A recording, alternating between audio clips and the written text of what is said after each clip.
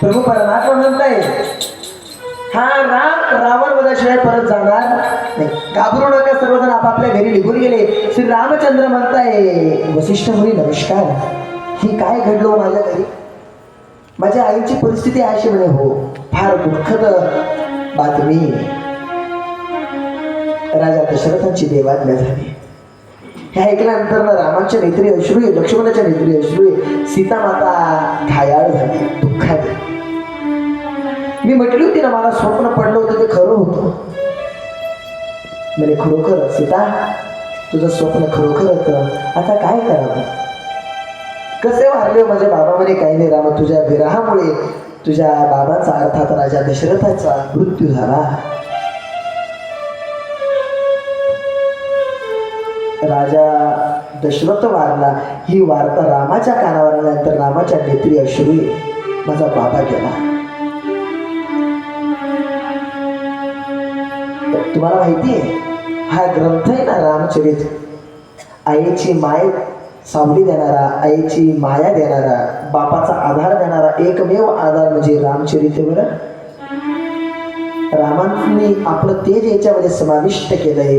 ज्याला कोणी नाही त्याला राम आहे. प्रभू परमात्मा म्हणताय माझे बाबा गेल्यानंतर ना त्यांना अग्निडाग कोणी दिला? म्हणजे दोघं बंधूंनी हात लावला. पण 4 पुत्र असताना सुद्धा तेलाच्या दोन्हीत दडून ठेवला तो एक प्रेत.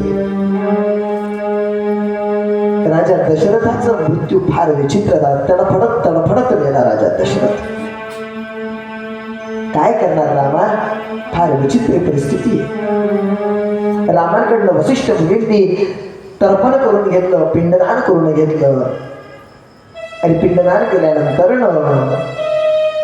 ते सर्वजण म्हणे माझ्या बापाला मोक्ष प्राप्त होईल असं काहीतरी करा. वसिष्ठ मुनी म्हणे मुखात ओम नमः शिवाय या मंत्राचा जप निरंतर चालू ठेवा. बघा तुमच्या वडिलांना खात्रीशीर मोक्ष प्राप्त होईल. तेव्हापासून राम ओम नमः शिवाय या मंत्राचा जप करताय. आपण सुद्धा थोडा ओम नमः शिवाय मंत्राचा जप करू.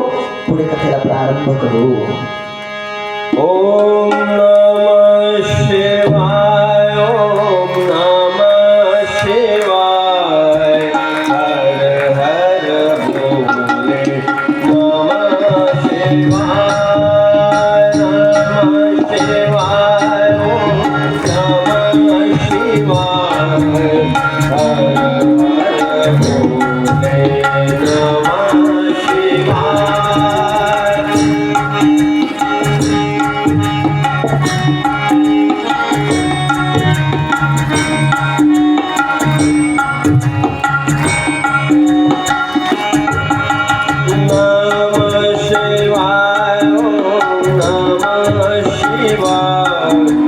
हर हर भोले नमः शिवाय, नमः शिवाय, ओम नमः शिवाय, हर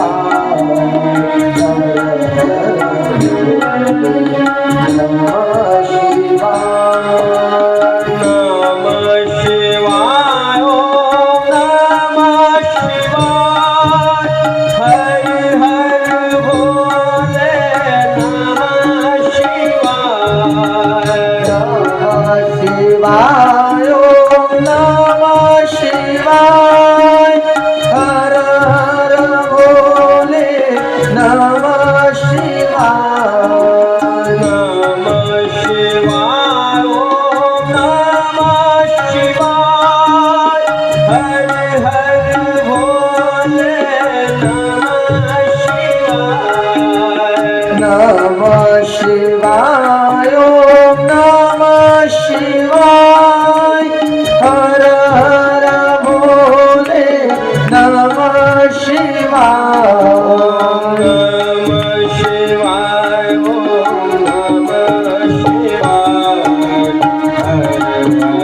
भोले